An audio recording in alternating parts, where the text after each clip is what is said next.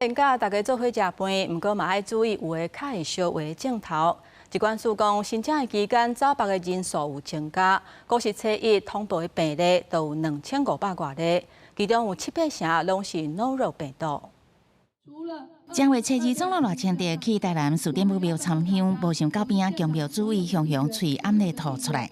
根据了解，伊是有亲人喂着诺罗病毒，可能伊嘛咧受影响。诺罗病毒，阮后生新妇两个拢得，这是吐就好啊。哦，系啊，歹势啦。事后总路热清地伫社群提醒民众一定爱认真注意家己的身体健康。不过春节前后，大家见面机会多，门诊第一线真有感觉，诺罗病毒有升温的趋势。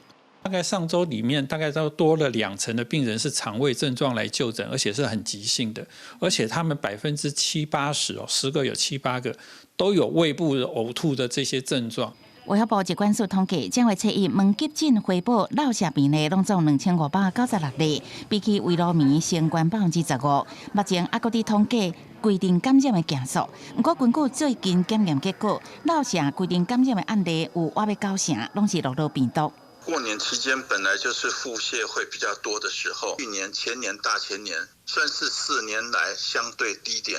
但是如果相较于平常的话，过年期间还是有升温。卫福部疾管署是讲，春节期间民众确实去喂着诺罗病毒，主要镜头是胃会吐、落瀉、腹肚加痛，也有可能有发烧、胃寒、眩眩、头痛，也甲筋肉痛痛。医师提醒，诺罗病毒真够危人，而且酒精太袂死。若是有相关的接触，一定爱随消毒清洁。那它只要实施病毒，它就会发病的，所以这为什么它的传染力那么强？那个呕吐，假如说你摸了以后不小心再去拿东西吃，这样就有可能。医师提醒，爱用湿文过来洗手，也加用透杯漂白水清洗环境，才会当带走病毒。另外，饮食唔通青食，也加啉清水，才会当远离疫情。记者采访报道。